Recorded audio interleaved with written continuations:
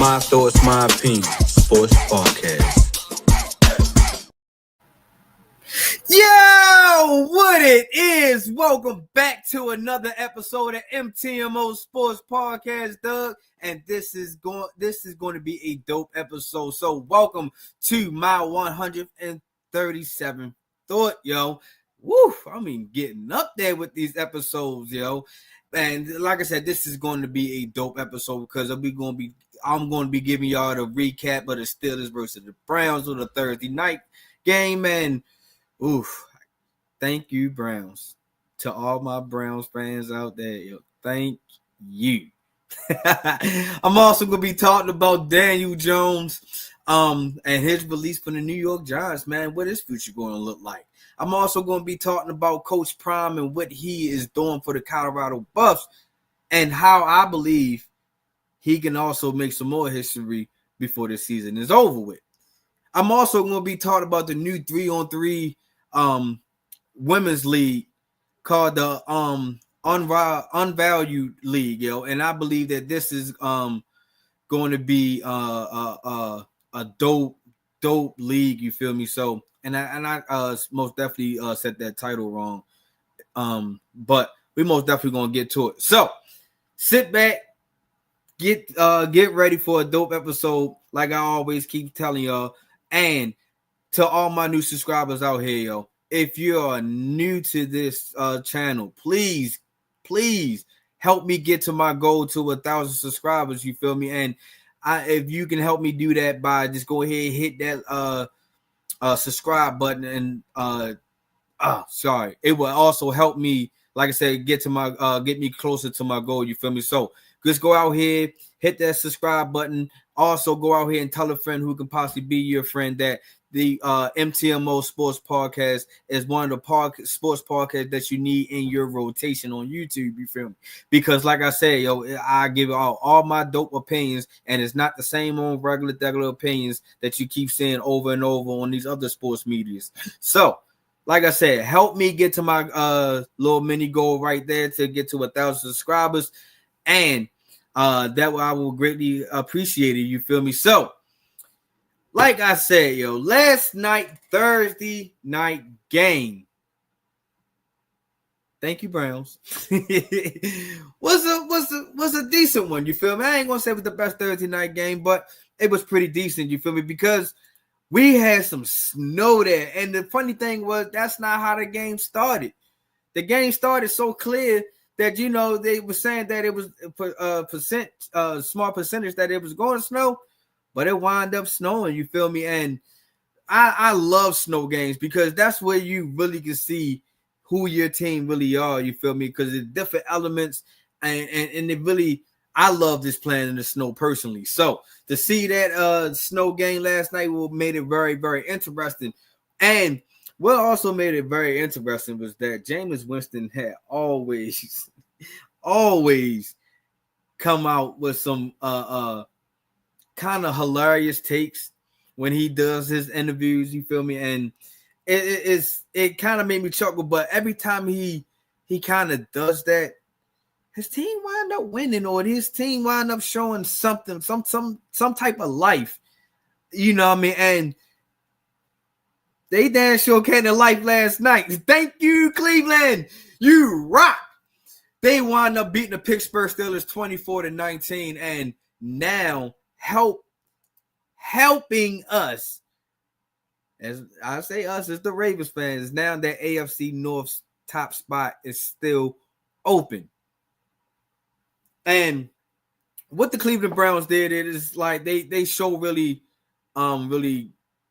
grit out there. Like, it doesn't matter what type of predicament that you put them in, that they are really out here pushing it and getting out here, getting the work done.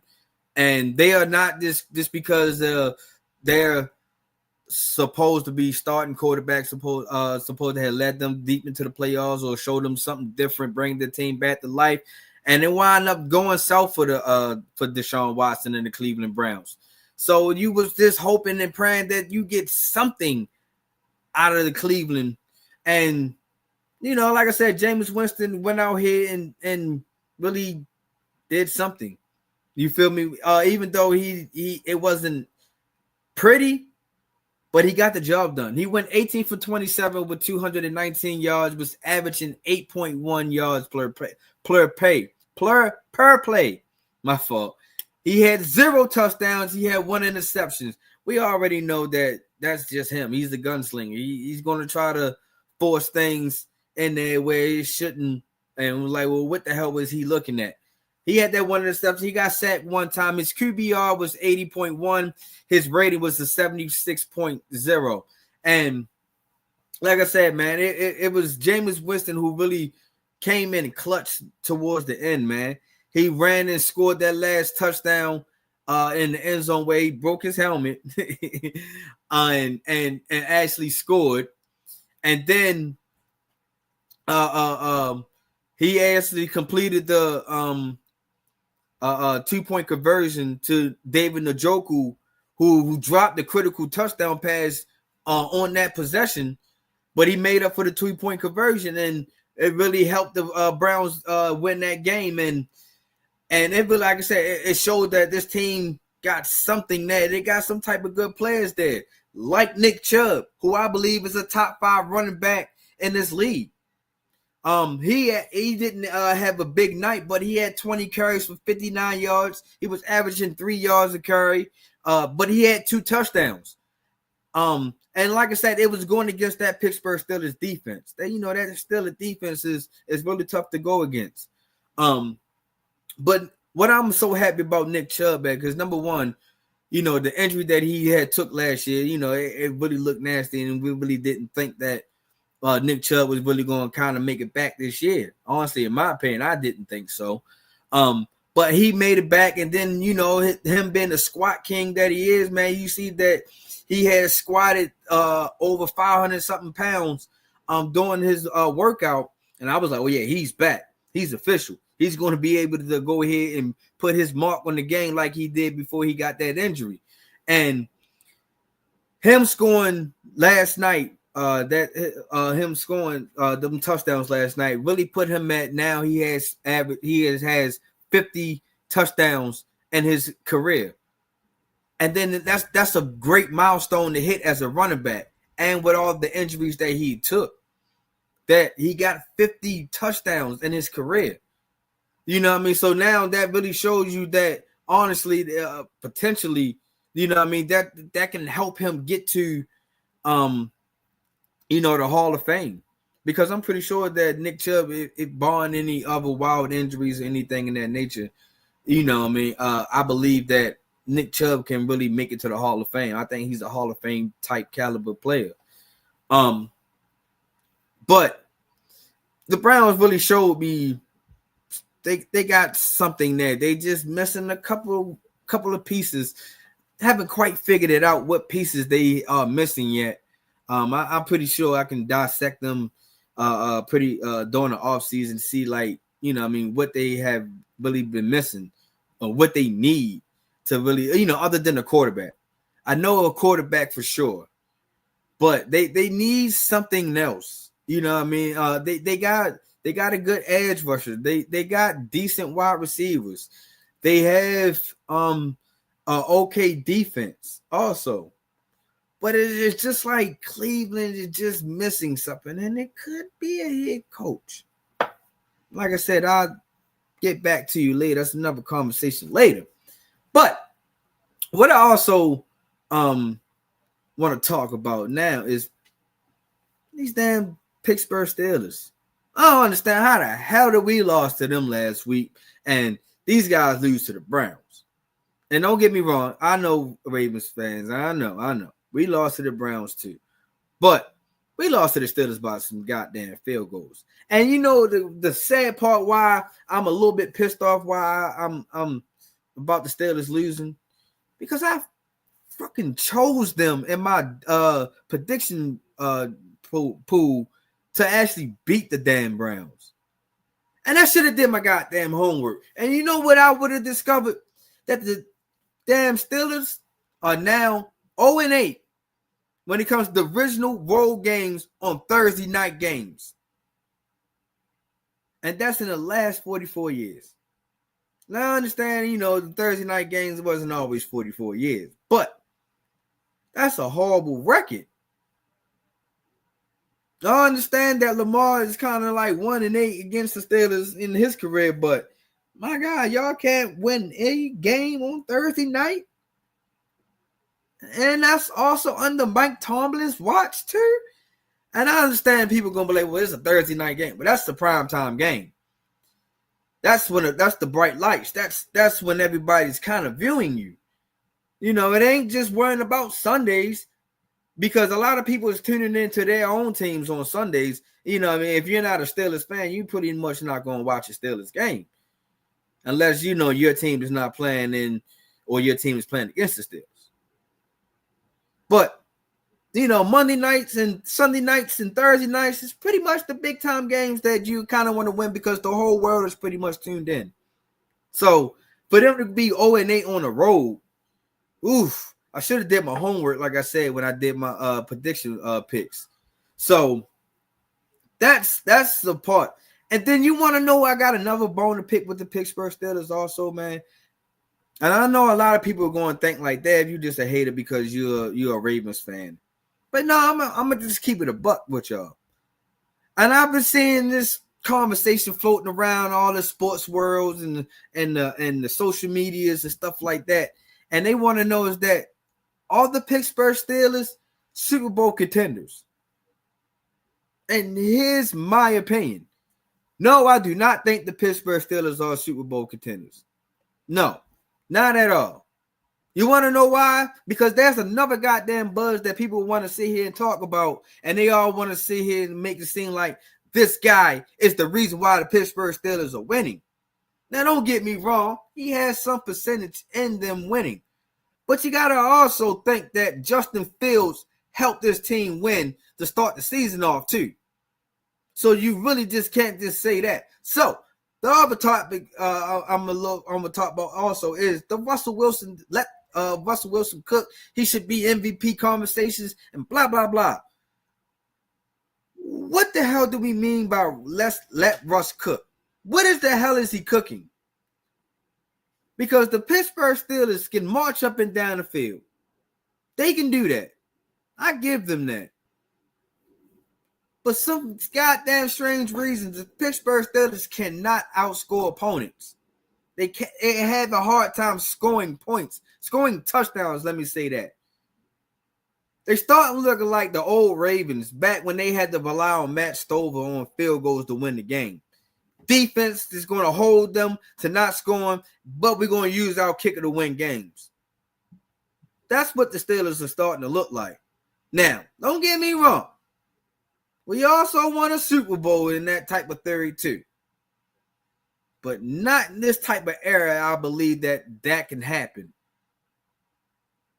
That's the reason why I'm thinking that the Pittsburgh Steelers are not that's one of the reasons why I don't think they Super Bowl contenders. Another reason why I don't think they Super Bowl contenders is that, like I said, their points per game, it's not very high. They only averaging 22.9 points a game. If you go against a high-power offense that can figure your defense out, don't you think that 22 points is not enough? That's not enough to beat the Kansas City Chiefs, even though they lost to the Buffalo Bills, but they still can throw up points. They can still be scary at times. That's not going to beat the Buffalo Bills. The Buffalo Bills can kind of throw up points, and they don't really care about your defense. They got kind of different ways to kind of beat you. And I understand, like, yes, I know the Steelers just beat the Ravens, but I also don't think that that's another recipe that you can take and come back to the bank, because you got to come to the bank in December and beat the Ravens again. I don't think that's a good recipe. So, that's another reason. That's main reasons why I don't think that the Steelers are Super Bowl contenders. Will they make the playoffs? Yes. Will they win that division? It's a toss-up in my opinion, and I honestly kind of just want to say no.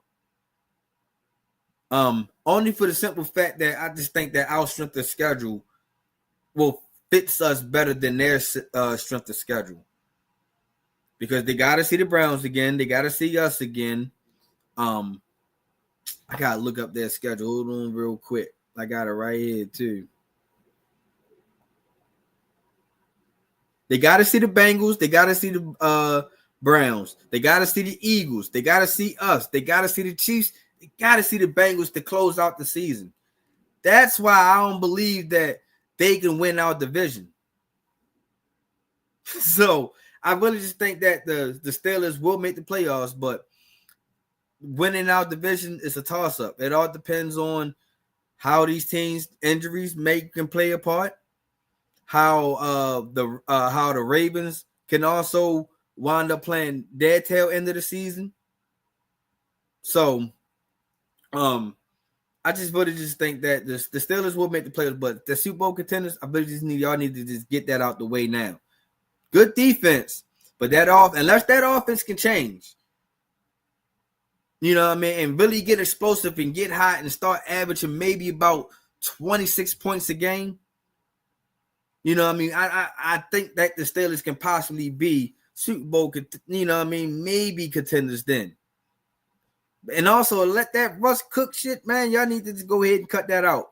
You know what I mean? If y'all really want him to start that slogan back up, tell him start throwing some more touchdowns. Tell him stop holding the damn ball so damn long and stop taking all these damn sacks. Because I feel like that's like 7 or 8 sacks that you took in the last 2 weeks versus AFC North opponents.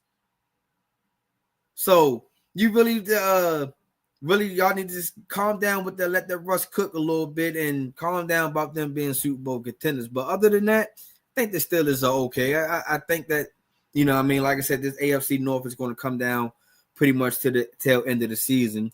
It's going to come down in December, late December, in my opinion. So I just can't wait to see how that's going to turn out. Far as the end of the tail end of the season. Got a couple of comments. My guy, Mac OG, what's up, baby? What it is? Same old. And I told you that Tucker was going to cost us the game. Yeah, you got that one, man. You must have rubbed the genie lamp or something in that nature, you know, rub the crystal ball. But you most definitely got that. And I was reading, I also seen the clip that you sent me about Tuck.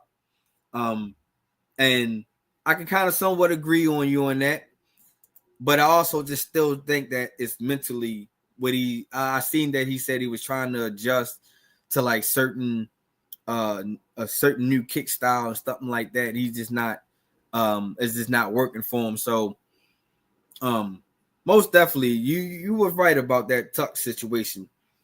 But, now I talked about the Thursday night game and how I feel like the Steelers is not Super Bowl contenders. Yo, I'm gonna tell you right now, I'm ready to talk about another team that's most definitely not Super Bowl contenders no more. They was never a Super Bowl contenders even when they still had this guy, but this organization is just pretty much gone to shits. And I'm talking about the New York Giants, man.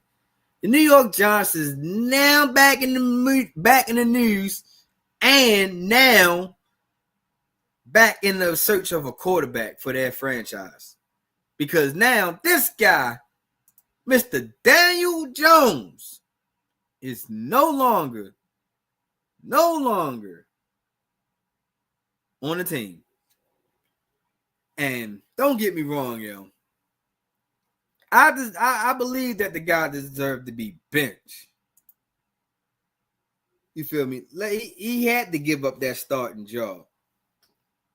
But to cut this guy after you just gave him a big ass contract, after you somewhat chose him over Saquon Barkley,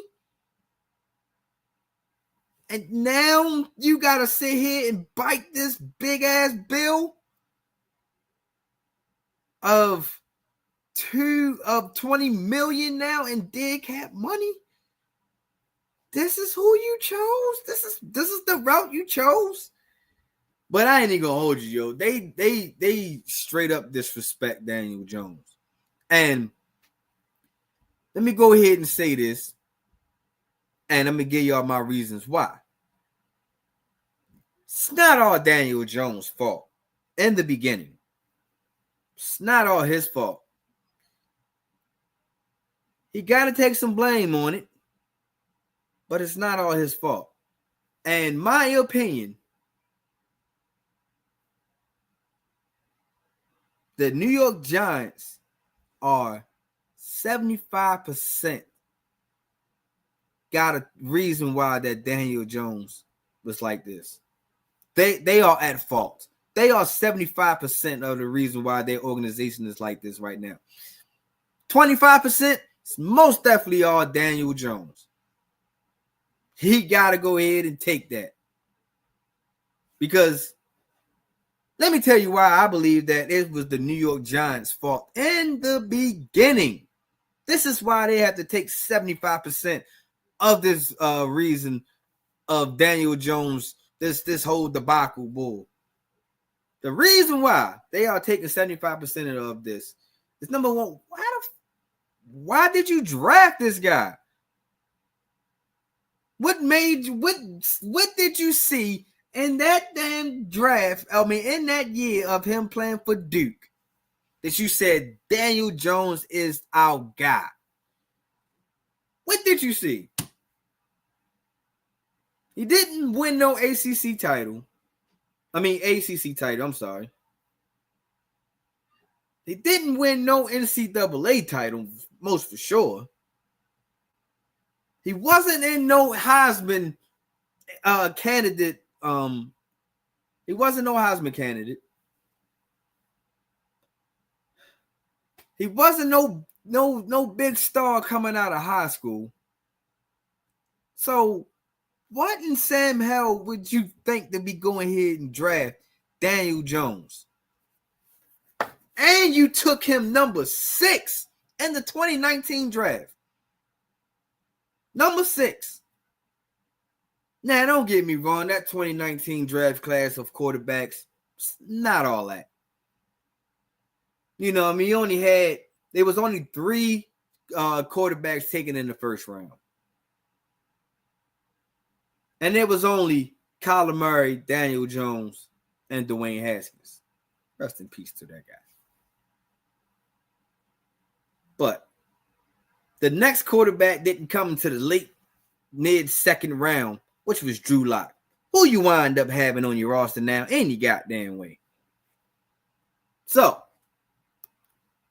like I was saying, you went that route to go ahead and draft this guy and say, yes, we are going to make him our franchise quarterback. I don't know what the hell you seen in him and Duke, but I can guarantee you nobody else seen it. You draft him. Boom. No reason why it's your fault. Who was he throwing to?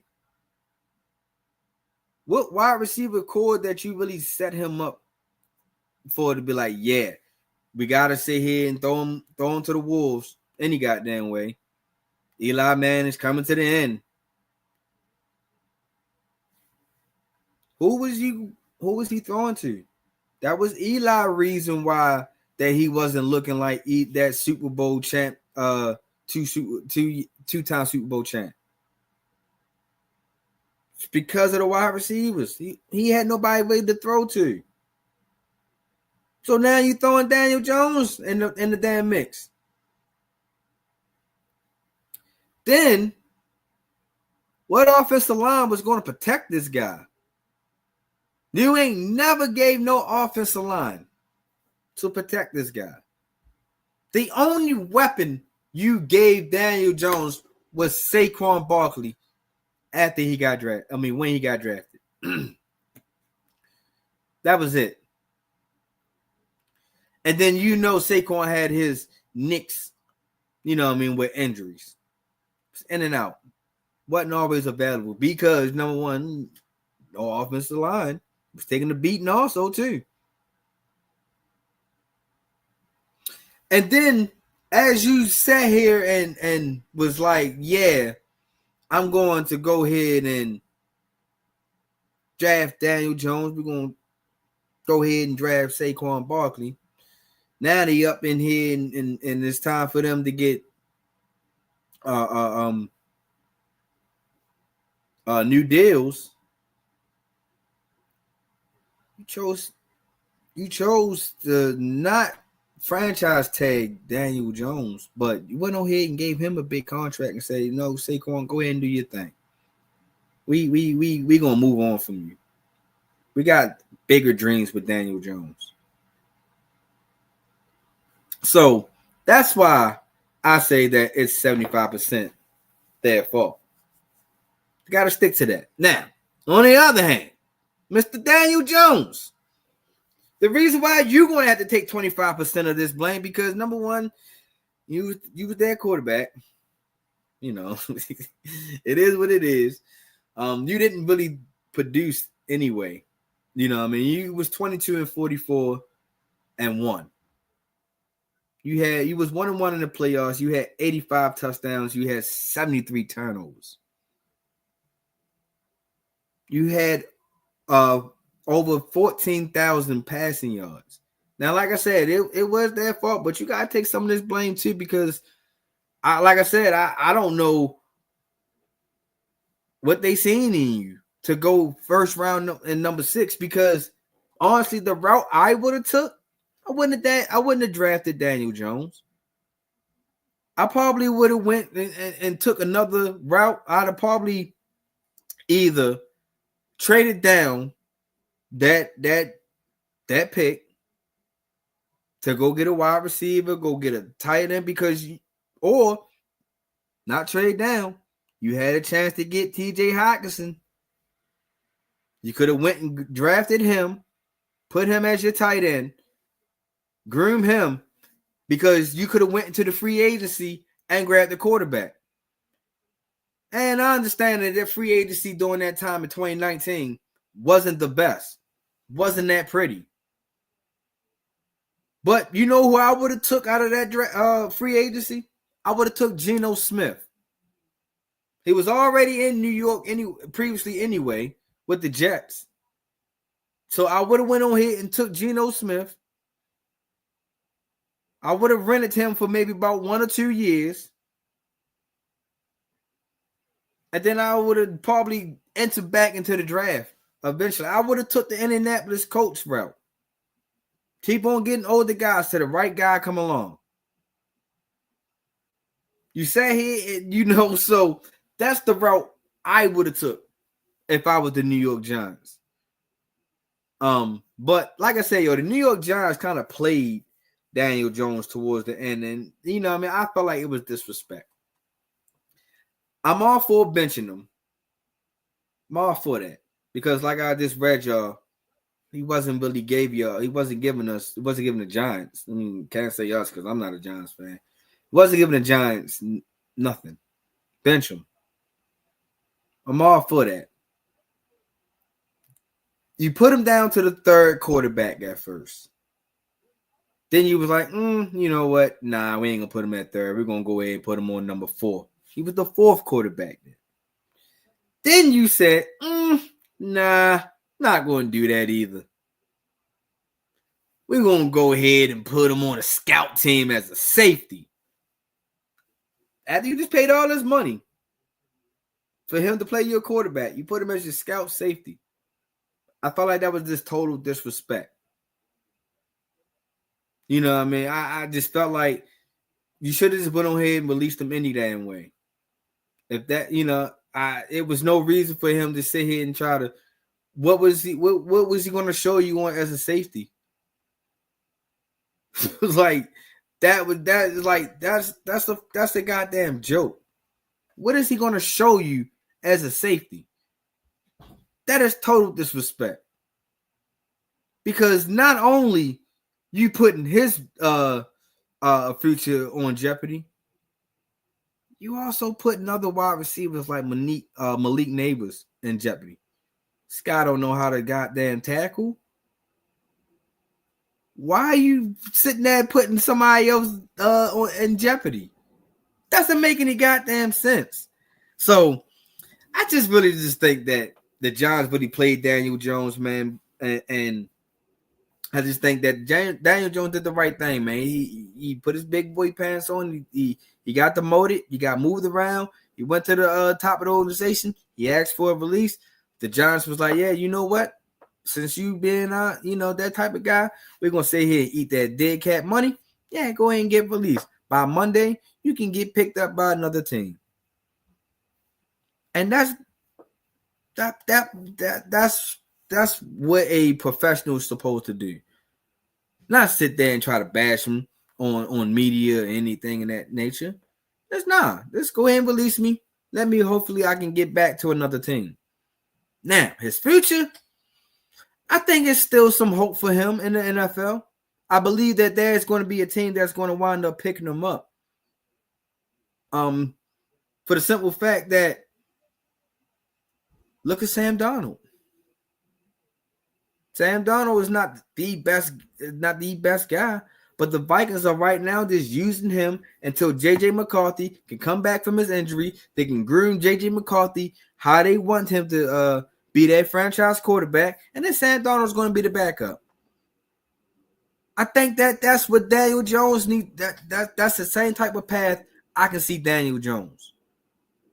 Now, what team? I don't know. Yeah, I just don't think that he's going to get picked up right away. What team is in desperate need? Oh, you know what? One just came to mind.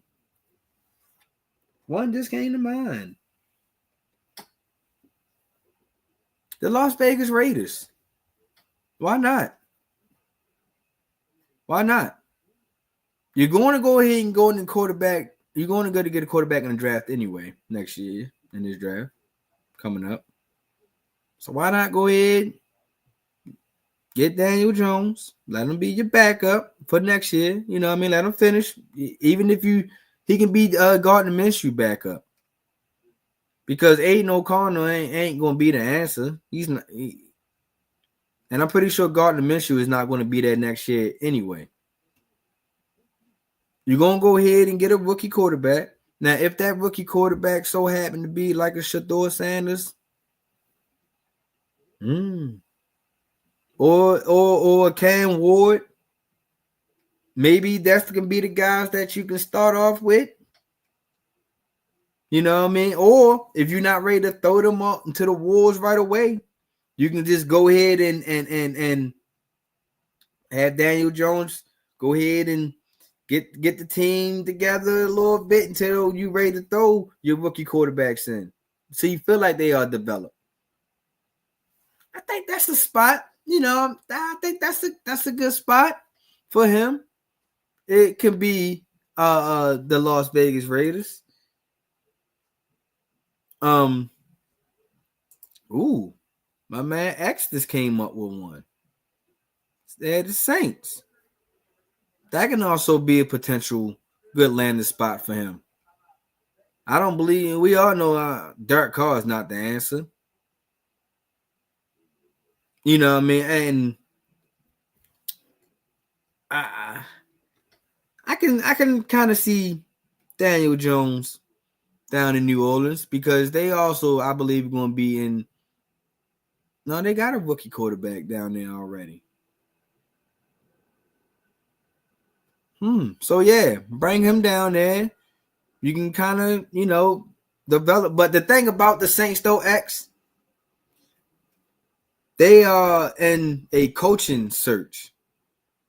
So they really not going to have a straight identity right now to bring on and try to develop Daniel Jones right away. So I just really just think that that's not going to fully work really unless the Saints, I mean, I don't think it's going to really work right now for them Saints. Now that I'm sitting here just kind of thinking about it. They got to get a head coach first. And just to bring him down there, just because he's Daniel Jones, is not going to really sit well.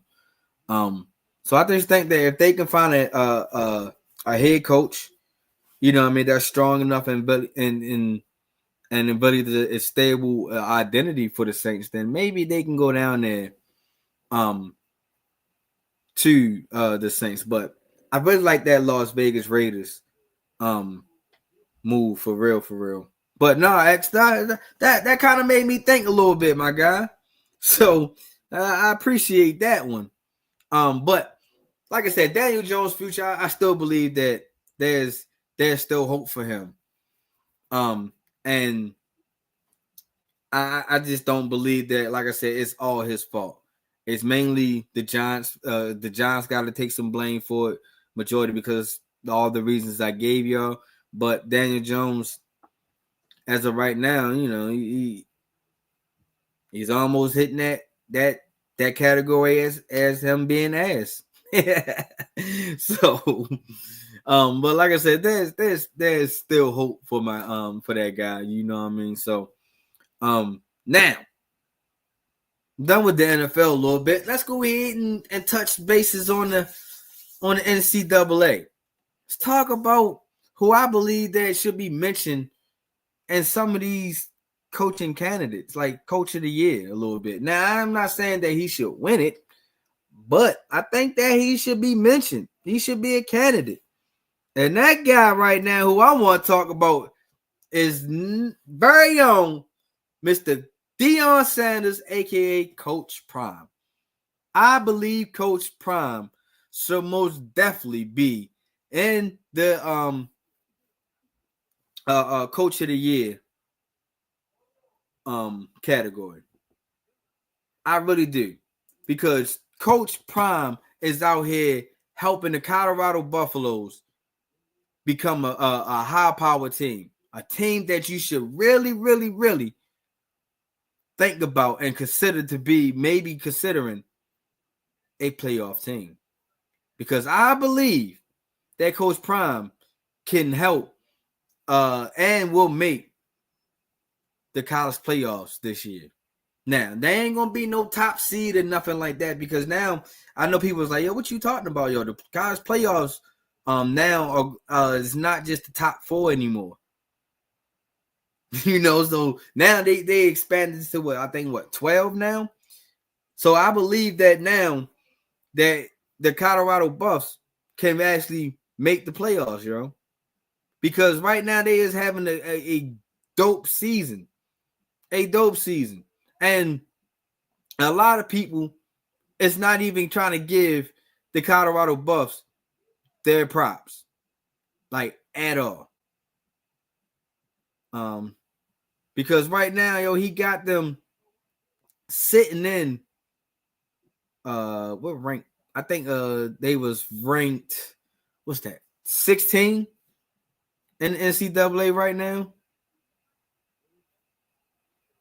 And yeah, they are ranked 16 right now in the rankings. And I believe that they're gonna get closer to I believe they're gonna make at least they're gonna be in that top 12. I almost want to say they're gonna be in the top 10. You know what? I'm gonna go ahead and roll with it. I believe that they're gonna make top 10 in the playoffs, in my opinion. Because dang, I can't even find a stat no more. He has the Colorado Buffs at 8-2. And if this 8-2 don't really ring a bell, let's go ahead and take a trip down memory lane. We all know how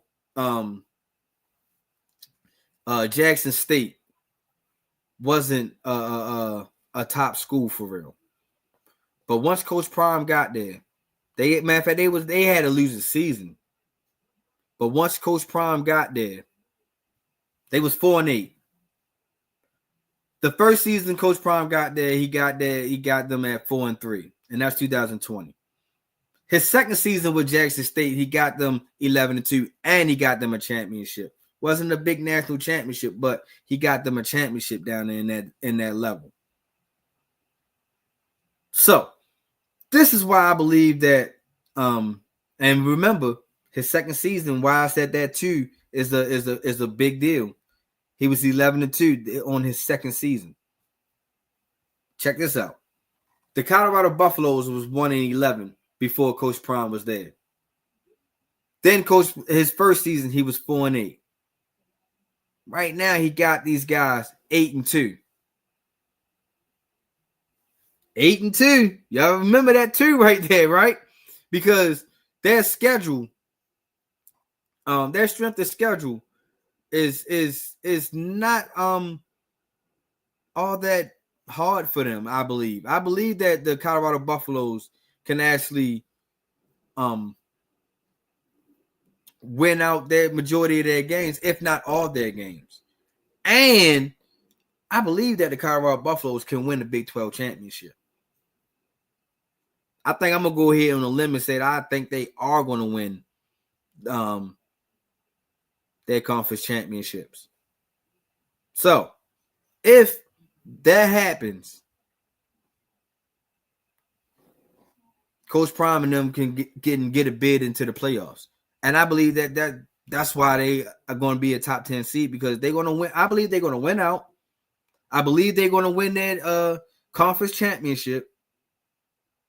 And I believe that that's how they're going to make the college playoffs. Now,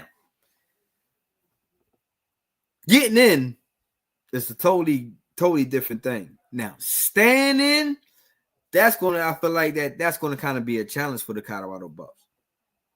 Because now standing, you be going against a lot of top teams. And depending on your seeding, man, you might go against a top team on the first round.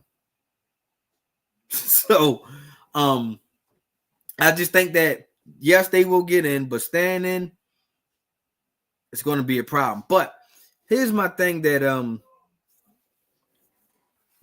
why I believe that Coach Prime should get a lot of praises and his flowers, yo. And this is why I believe that he should be considered as Coach of the Year candidate. He's not even a top 10 highest paid coach in the league, yo. There are so many other coaches that are paid more than Coach Prime. Coach Prime coaching salary right now is $5.9 million projected.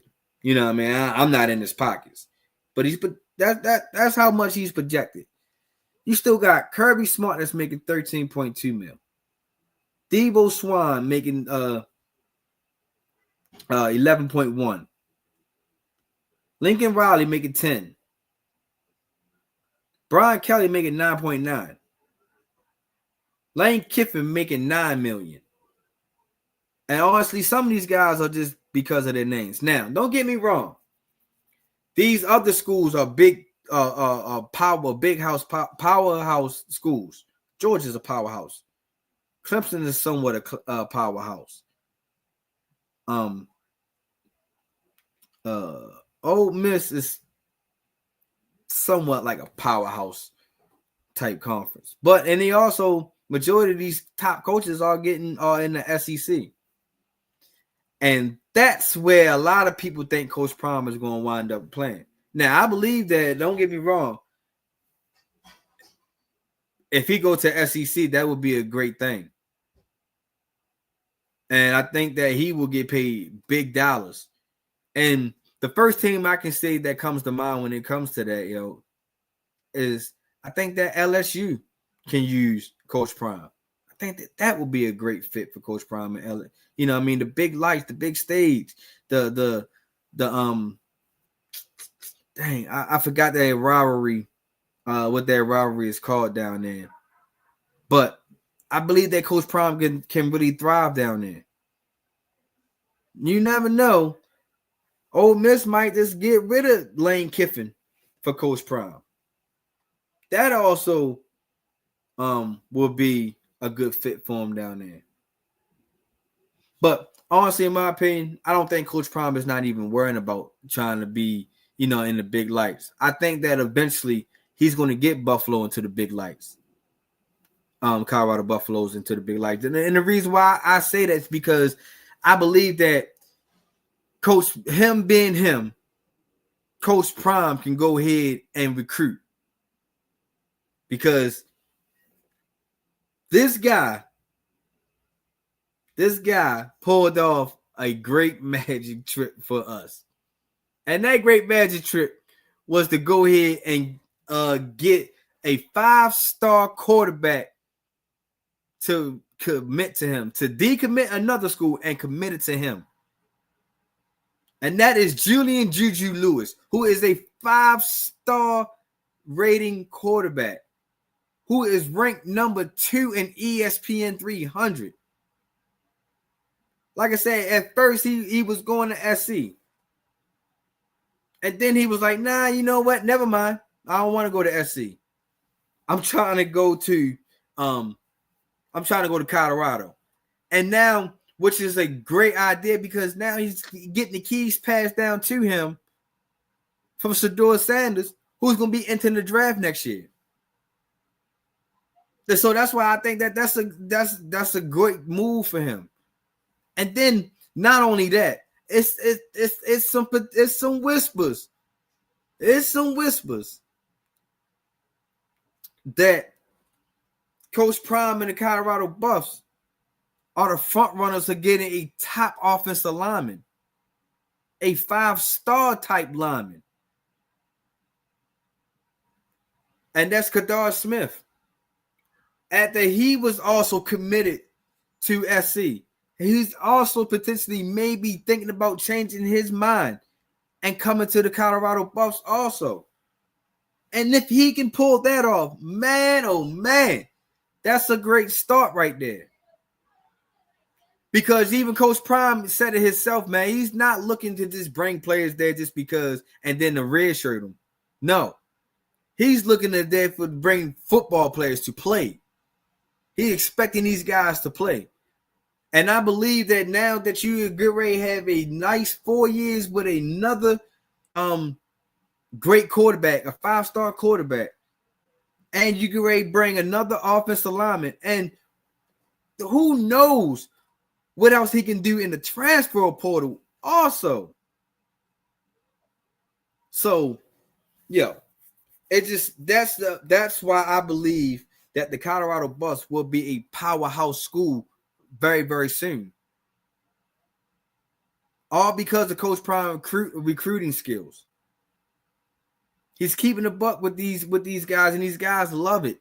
He can still fit in with these guys at his age.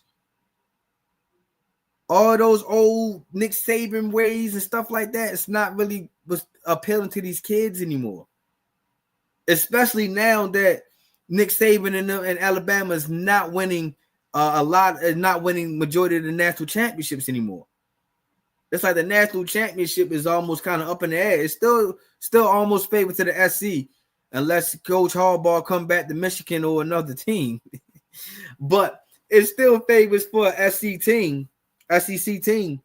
And I really think that Coach Prime is really going to help and bring Colorado Buffaloes to a big house school, and they're going to start getting big-time primetime games soon. I'm trying to tell y'all, this watch. He can already bring big stars out. That can be a really appealing to the TV world, that people is going to tune in. He can also recruit. He can also generate some big dollars that can come up there into Colorado. And then if he can also start taking, playing, if they can get ranked higher and start playing bigger schools like the Alabamas, the Michigans, and stuff like that. Woof, that's gonna be prime time worthy right there. So I just really just see that that's the route that Colorado's get ready and Coach Prime and them is get ready to take. I don't really see Coach Prime really going to a SEC school right away. But I can't read his mind. But I also don't see Coach Prime going to the NFL right away. I know a lot of people were saying that potentially he can go to the Dallas Cowboys. I don't really see that happening.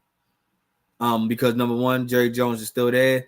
Number two, Jerry Jones don't like big personalities. And we know Coach Prime is going to be a big personality. But if Jerry Jones was very smart, I would reach out to Coach Prime and his team to see what what's the potentially him bringing him there? Because if he can bring the crowd out there in college world, what the hell he can do in the NFL world? And you so-called America's team. So, yeah, I don't think it's going to happen, but, you know, if businessmen, why not?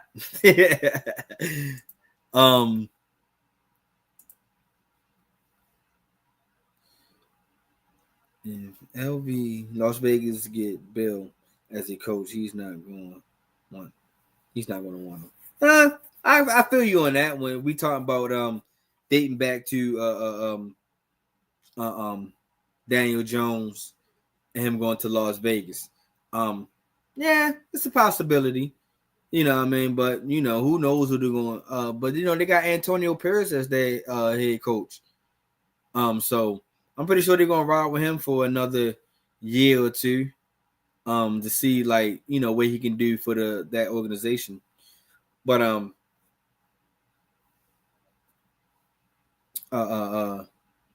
yeah, that's how I feel about the Colorado Buffs and Coach Prime. Now, there is a league. Let's switch it over, you know, at college football. Now let's switch it over to the ladies. Ladies, this is all for y'all, man. And people and the dudes if y'all into the females basketball, because the ladies have a new basketball league, yo. Real dope league. And I believe that this is gonna be this is perfect for them.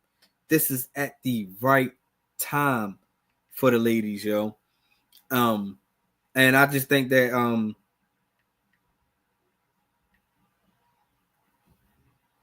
that the ladies can really use this league, because now this league is helping them not to travel overseas. You feel me? So I just think that this is a great move. And the league I want to talk about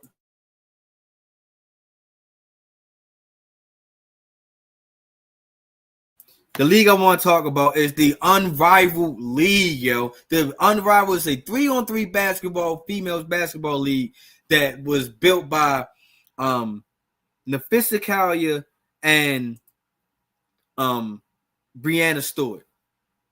Two of the ladies who were just in the WNBA finals. Now, I believe that this is pretty much their whole idea. I'm not gonna say it's, you know what I mean, all their idea, but they're pretty much the two ladies that's in front of it. And this league, I believe that it's the perfect time, because number one, women's basketball right now is on fire. It is still on fire to the point that the ashes and the smoke is still burning from their season. Their season was a couple of months ago. You know what I mean? That's how I feel about females basketball right now. And then now college basketball is back in effect.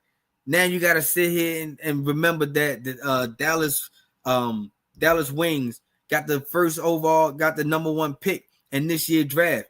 And now they talking about that Paige Beckers can be that going into the number 1 overall pick. That's already buzzing, because if she do go number 1 overall pick, the damn Wings has already sold out their home games already. They already anticipating bringing her to town. And that's going to help Enrique out big time. So we can, you know, at a healthy Paige Beckers and Enrique can be very, very scary. A very crazy duo in the WNBA. So we got that buzz. And like I said, that buzz in the college basketball of Juju Watkins going over 1,000 points.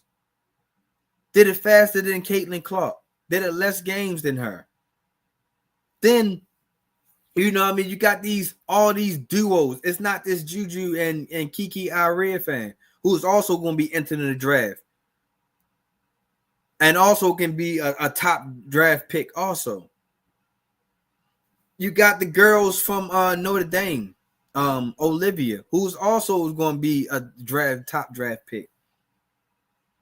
So you got like all this buzz and that, and then now we are about to witness the unrivaled basketball 3-on-3 league. And like I said, it is going to be dope. Like now, this is really going to help that this league is going to carry over to the WNBA, and it's helping some of these ladies not to go cross seas to play for a different basketball league overseas. It's helping them stay home. They don't have to go ahead and deal with the Brittany Griner situation. You know, and it sucks that she had to go through that. But you're now making this league that they don't have to go over there. And I believe that this league is going to, on this first year, it's going to generate a lot of revenue because they already sold out their pre-tickets already sold out. And this league has about, what they have, 6 teams, I believe they have. And you got some dope players in there. You got in the physicality, Brianna Stewart. You got Chelsea Gray. You got Angel Reese. You got what's my girl name, man? Oh man, I'm mad I can't remember her name right now off the top of my head. Oh man, she played on the Mercury. Oh man, somebody help me out. And she was on the Olympic team, man. But the list can goes on and on for this league. And not only that, they got some great players playing in this league, they got some great head coaches also. You got the one that should be a head coach in the NBA right now, and Phil Handy, that's also coaching this league, who I believe that should be still coaching in the WNBA. You got Teresa Weatherspoon that's also coaching in this league. And you got some other coaches. I haven't quite grabbed their resume yet, but you got some other coaches that's also coaching this league. That's trying to get their name in the coaching rank. That's even going to be in college or in the WNBA, either as head coaches or maybe start up as assistants. But you got some names that can generate the buzz. And then their games is get ready to start in the beginning of the year. Their games is starting in January 17th. And they got some on national TV games too, like TNT True. It's pretty much is going to be the ones that's carrying them the most, or carrying them pretty much the whole season. But this league goes from January all the way until March 10th. Just when you getting into March Madness. Just right before the WNBA draft. And then you goes into the WNBA season. Like, this is like great, perfect, strategized everything for the ladies. And like I said, I think that this is really going to generate a great revenue for them. I believe that everybody is going to sit here and watch these teams. You got the Mist, you got the Rose, you got the Vinyl, you got the Phantoms, you got the Owls, you got the Laces. That's the 6 teams that you have. And then, like I said, on certain teams, I believe I can pull that roster up real quick for us.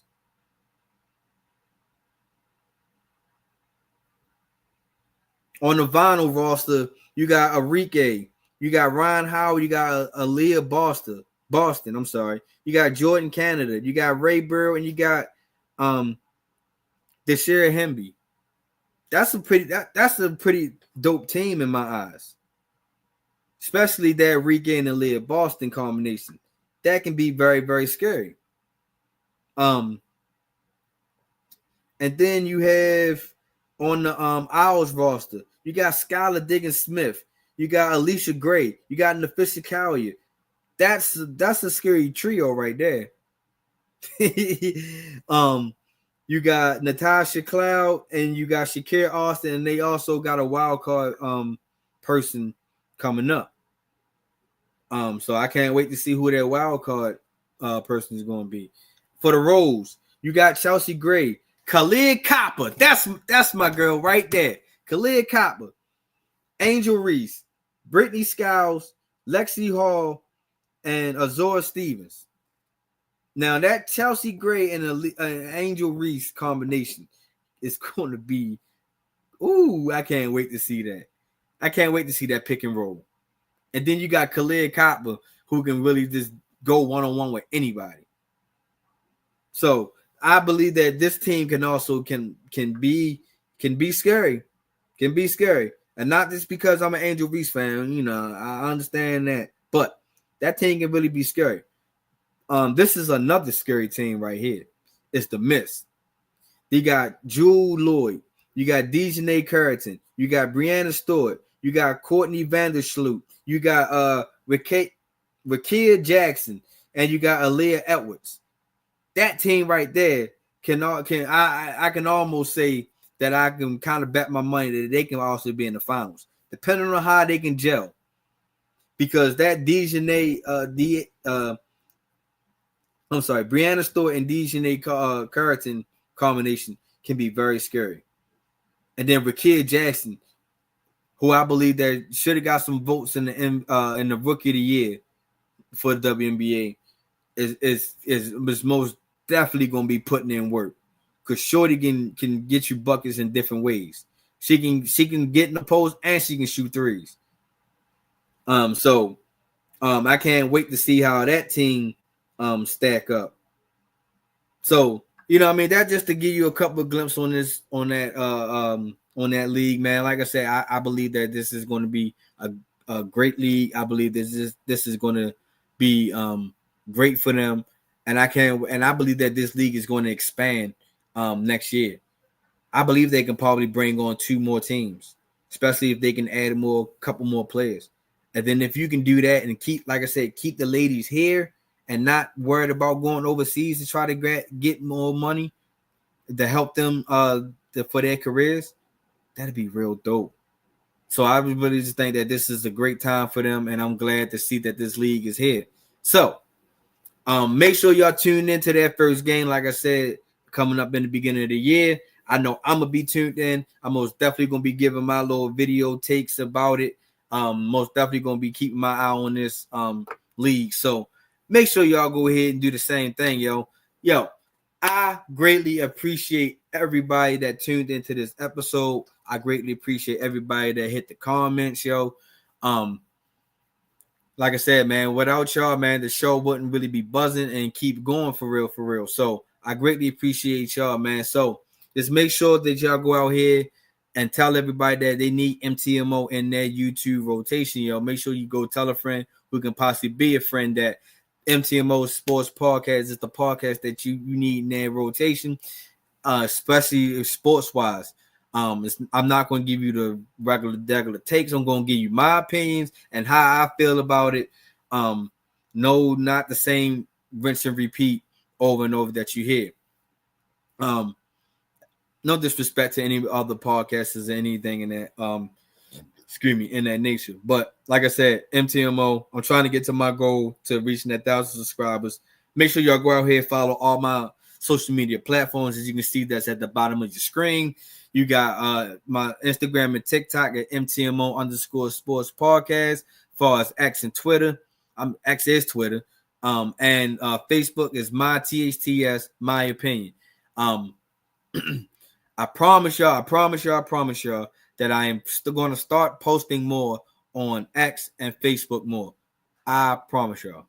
I'm about to start giving my opinions and thoughts on there, start giving out polls and stuff like that. So make sure y'all go out here and follow my social media platforms, as I'm just trying to also grow those also. I want to give a great shout out to my originals, OG. I always appreciate you stopping by. Shout out to you, Mike B, for always hopping on also. Shout out to my favorite ladies locked in sports as always. It's always going to be my favorite lady sports. Make sure y'all go ahead and check their latest episode out. Go ahead and check them out, period. If y'all especially want to hear females' opinion on the sports world, they give out dope opinions also. Hopefully I can get them back on the show eventually. I also want to give shout out to a new group of guys that I have met in the podcast world, man. Real dope guys, and I love what they are trying to do with their network. It's called the Tired Sport Network, yo. I believe that y'all should go ahead and check these guys out, yo. They are very dope. They most definitely can give y'all some good entertainment, and they know what they're talking about in the sports world. So eventually, I'm most definitely get ready to have them on my show, and y'all gonna catch me on their platforms also. So make sure y'all go out here and check them out. Like I said, they got real dope content, real cool guys for real also. So make sure y'all go check them out. I don't want to feel like I'm leaving anybody out. So shout out to everybody that's connected to MTMO. Oh, you know what? Ah, man, I didn't give y'all my predictions, but that's cool. Another time, another day. So I most definitely will holler at y'all at another time. And I catch y'all when I catch y'all. And I'm out. Peace out, yo. Next Friday, too. Tune in.